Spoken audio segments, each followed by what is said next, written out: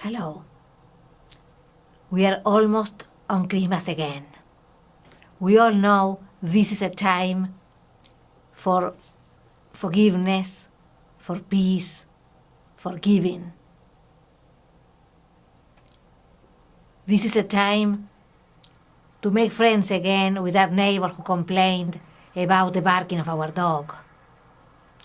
It's a time to pick up the phone and call that friend with whom we had an argument some time before. But even beyond the magic, the joy of the Christmas season, we have to think about the real meaning of Christmas.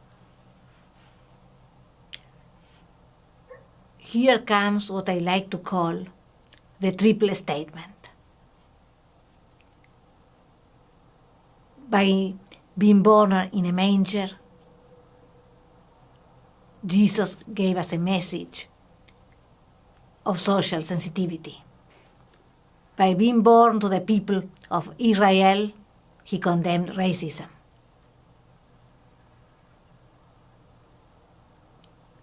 By being born to a virgin, he condemned abortion.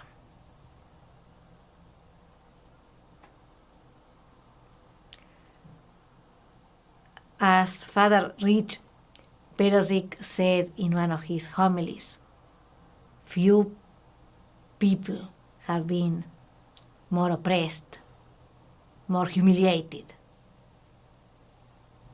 more persecuted, and yet more resilient than the Jewish people. Those were the people massacred by the Holocaust, and yet they were God's most loved people.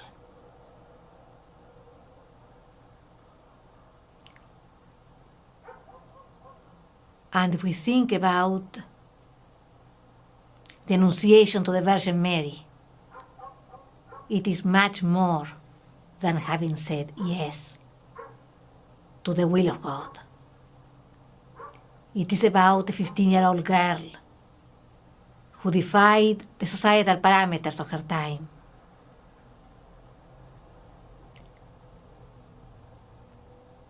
It was a time when she could have been stoned to death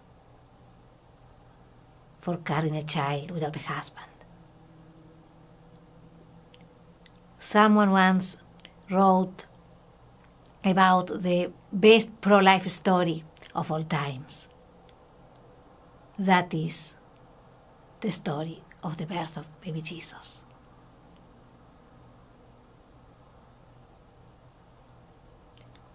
If Mary could defy society 2,000 years ago,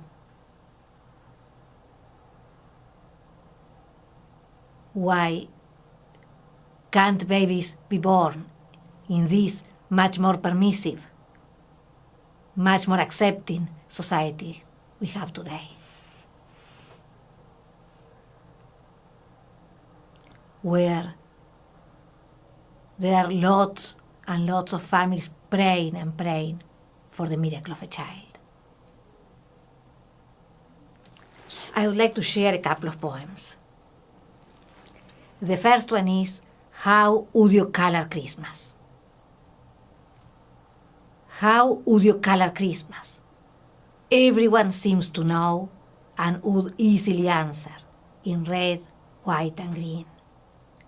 Just look at the colors where the streets and houses glow, at the lights, holly and tinsel that prompt our dreams, or at the wreaths, bells, and bows you see at the mall. But the real Christmas colors are the different shades in people's skin, because Jesus was born among us to die for us all and remind us that we're all equal and akin. Okay. The second one is Christmas and Easter in all countries and on all coasts. Blonde, shiny hair is particularly exposed to lice, and up and upscale neighborhoods are not free from mice. We are all members of the one and only human race, no matter our socioeconomic status or the color of our face. Jesus was born among us to die for us all, no matter whether our occupational stature is short or tall.